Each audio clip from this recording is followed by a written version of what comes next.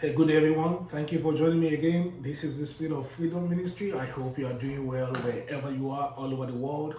My name is Samuel Okoshusi, and today we shall continue on the series I began last week, which is about discouragement. It's about discouragement. I felt the sense of discouragement in the atmosphere.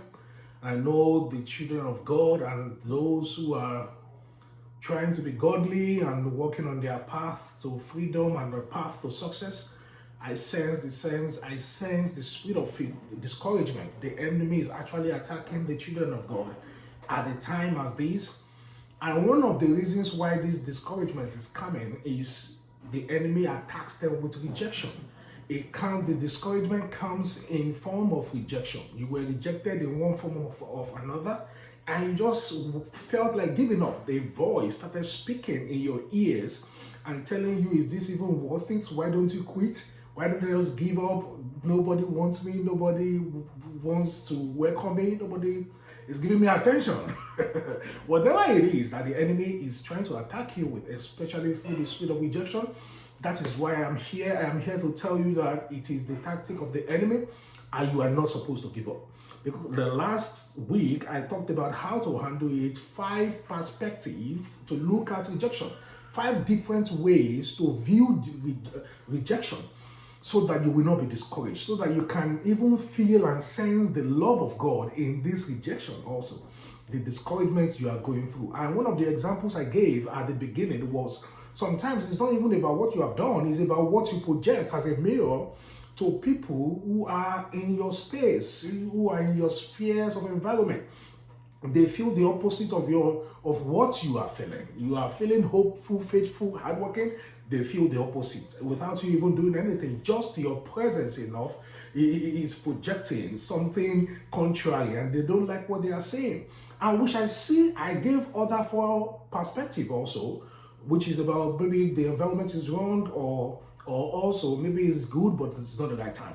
But that first example, which is about you not doing anything but just projecting something or unpleasant to others, is not what you are doing.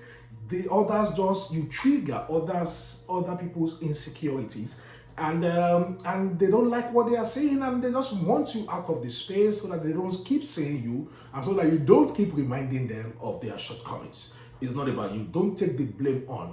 And I will show you 2 examples in the Bible, but one particularly about somebody that didn't even do anything, but just following the voice of God, as I have said, following his purpose, and suddenly triggers something, a form of rejection in the environment.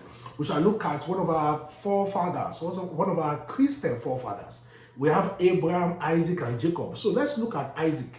Let's start from Genesis 26. Let's look at verse 1 to 3, and we will go further in the verse. Genesis 26. We all know the story. Let's start from verse 1. A severe famine now struck the land, as had happened before in Abraham's time. So Isaac moved to Gerar, where Abimelech, king of the Philistines, lived. Verse 2. The Lord appeared to Isaac and said, do not go down to Egypt, but do as I tell you. Verse 3. Live here as a foreigner in this land, and I will be with you and bless you. I hereby confirm that I will give you all these lands to you and your descendants, just as I solemnly promised Abraham, your father. This is God telling him, don't go to other place. Stay here. Even though there is famine there, it looked like an unfruitful environment, a desert, but stay here. I'm going to bless you. So let's jump to verse 6. Verse 6 says, so Isaac stayed in Gerar. So he obeyed what God said. Do not leave this place, stay here, and he obeyed. And he stayed in Gerar. So let's look from that verse 6, let's go to 12. Let's go to 12. When Isaac planted his crops that year, even though there was famine, but when he planted his crops that year, he harvested 100 times more grain than he planted. It's like having 100 times of multiplication of harvest than what he planted. For the Lord blessed him. That was 12. 13. He became very rich man and his wealth continued to grow. 14. He acquired so much flocks of sheep and goats, herd of cattle, and servants that the Philistines became jealous of him. Or another word, the Philistines envied him. He became so great, even though he's a foreigner. God said, stay here and be a foreigner in this land. Live here as a foreigner. That's verse 3. So the Philistine became envious of him. 15. So the Philistine filled up all of Isaac's wells with dirt. They were trying to block him. They were trying to block him, hinder his progress. Okay, we will fill up all the dirt, all your wells with dirt, with sand, as you may call it, so that you won't be able to get water to fill your livestock and animals and wet for irrigation and your farm and all of that. They were trying to stop him or slow him down, whichever way it was. So these were the wells that had been dug by the servants of his father, Abraham. His own well, his own father's well. They tried to fill it up. Let's look at 16. Finally, Abimelech, which is the king, ordered Isaac to leave the country. Go somewhere else. He was ejected. He was kicked out of that town. The king finally just surrendered to all the complaints of the other jealous farmers or whichever way. So the king just said, okay, get out here. He said, for you have become too powerful for us. Can you see? He wasn't sent or rejected because he committed a crime. He was rejected because, according to them, he became powerful. That is what I was saying. His success was triggering their own shortcoming. They were not, because it was famine, they were not having good harvest, so they felt lazy, or maybe there is something they are not doing right, and there is someone that got like 100-fold of what they planted. Can you see? They started comparing in their mind, and they said, okay, we don't like the meal this guy is showing us. Just get out. This was just a man following the voice of God. God said, stay there, and he stayed. And then God fulfilled his promise. Can you see that? He didn't do anything. He was kicked out. He was kicked out. So, and you have become too powerful for us. I want us to jump to 26. One day, that same king that kicked him out came from Judah with his advisor, Huzaph, and also Phicol, his army commander. 27. Why have you come here? Isaac asked. You obviously hate me since you kicked me off your land. You rejected me. You kicked me out. So why do you come here again to look for me? 28. The reply. We can plainly see that the Lord is with you. So we want to enter into a sworn treaty with you. Let's make a covenant. 29. Swear that you will not harm us, just as you have never troubled you.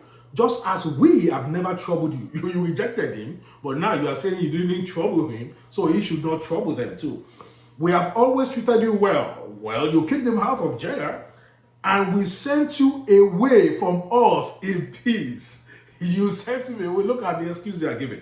And now, look how the Lord has blessed you. They see that he even became greater, and they were scared that this guy is growing so big, he might attack us, or he might take vengeance upon them. So because of guilt, they were soliciting for his peace. That's like, okay, we sent you out, but we didn't kick you out badly. We didn't harm you. We only kicked you out. While we kicked you out in peace. So please don't harm us. But look at the key word that I want you to realize.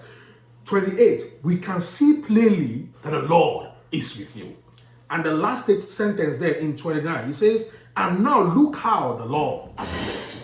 Even with all the attempts of the enemy to hinder him, yet God fulfilled his word. He was kicked out, and yet he was still blessed. It was still obvious that God was with him wherever he went to. That is what I'm saying. Whatever you are going through, no matter what, even if you are kicked out or rejected, so far the Lord is with you. So far you have not done anything crazy to stop anybody from moving forward. The Lord will fulfill his word. He has so many paths that he can create. If one road blocks, God is able to open another way. He said, I will make a way in the wilderness, and I will turn the desert to a pool of water. So that this roadblocks, that you are rejected here, doesn't mean it's the end of the world. I want you to quickly look at that Jeremiah. There is a solution to it. You have to trust it. And that trust should come from the book of Job 23:14. That is the trust I want you to have. He says, so he will do to me whatever he has planned.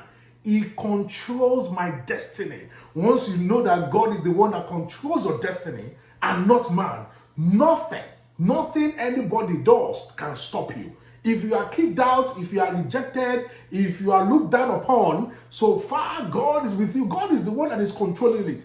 And will turn that rejection around for your good. I hope you have been encouraged.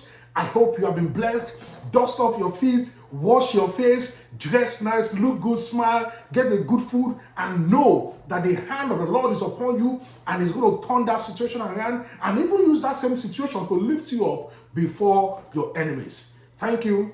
I love you. See you in the next video. Bye for now.